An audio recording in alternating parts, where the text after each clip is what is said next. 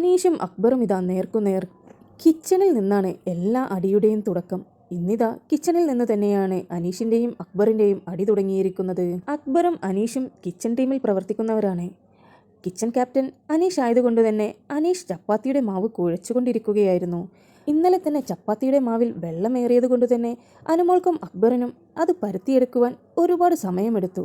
അവർ ഒരുപാട് ബുദ്ധിമുട്ടി ഒട്ടിയൊട്ടിയെല്ലാമാണ് ചപ്പാത്തി പരത്തിയെടുത്തത്. അതുകൊണ്ട് തന്നെ ഇന്ന് അനീഷിനോട് അവർ പറഞ്ഞു വെള്ളം കുറച്ച് വെക്കുവാനും പൊടിയെല്ലാം കറക്റ്റിന് ഇടാൻ പറഞ്ഞപ്പോൾ അനീഷിന് ആ ഉപദേശം അത്ര പിടിച്ചില്ല.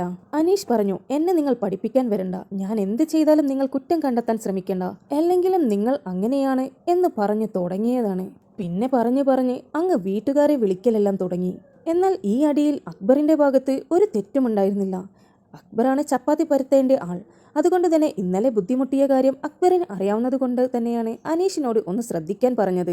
എന്നാൽ അനീഷ് ചെയ്തുകൊണ്ടിരിക്കുന്ന പണിയിൽ ഒന്ന് ശ്രദ്ധ ചെലുത്തണമെന്ന് പറഞ്ഞത് അനീഷിന് ഒട്ടും പിടിച്ചില്ല. പിന്നെ അനീഷ് ഒന്നും രണ്ടും പറഞ്ഞ് അവിടെ എല്ലാവരുമായി ഫൈറ്റ് ചെയ്തുകൊണ്ടിരിക്കുകയായിരുന്നു.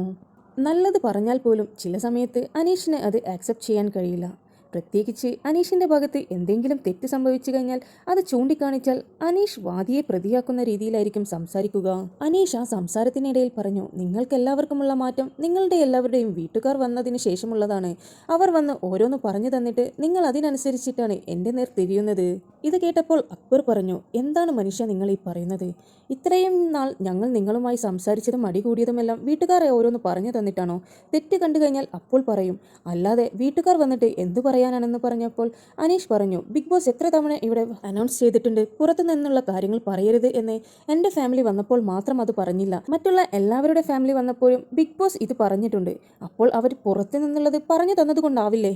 എനിക്ക് മനസ്സിലാവുന്നുണ്ട് നിങ്ങളുടെ മാറ്റങ്ങളെല്ലാം എന്നെ പൊട്ടനാക്കാമെന്ന് നിങ്ങൾ കരുതണ്ട എന്ന്.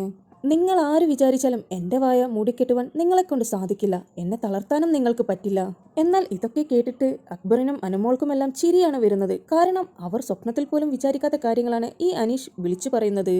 അനീഷ് പറഞ്ഞിട്ടുണ്ടായിരുന്നു, ഞാൻ കുഴച്ച മാവല്ലേ നീ പരത്താൻ പോകുന്നത്, ഇവിടെ ആര് പരുത്തിയില്ലെങ്കിലും നീ തന്നെ അത് പരുത്തേണ്ടി വരുമെന്ന്. അപ്പോൾ അക്ബർ പറഞ്ഞു, അതുകൊണ്ട് തന്നെയാണ് മനുഷ്യ ഞാൻ നിങ്ങളോട് പറഞ്ഞത്, ആ മാവിൻ്റെ വെള്ളം ഒന്ന് കറക്റ്റാക്കി വെച്ചാലല്ലേ എനിക്കത് സ്മൂത്തായി പരുത്താൻ പറ്റുക. അത് പറഞ്ഞു തന്നാലെങ്കിലും ഈ മനുഷ്യന് അതുപോലെ പ്രവർത്തിച്ചുകൂടെ? എന്താണ് ഈ മനുഷ്യൻ ഇങ്ങനെയെന്നാണ് അക്ബർ ചോദിക്കുന്നത്. നിങ്ങൾക്ക് ബിബിയുടെ പുതിയ അപ്ഡേറ്റ്സ് അറിയാൻ താല്പര്യമുണ്ടെങ്കിൽ ചാനൽ സബ്സ്ക്രൈബ് ചെയ്ത് സപ്പോർട്ട് ചെയ്യുക.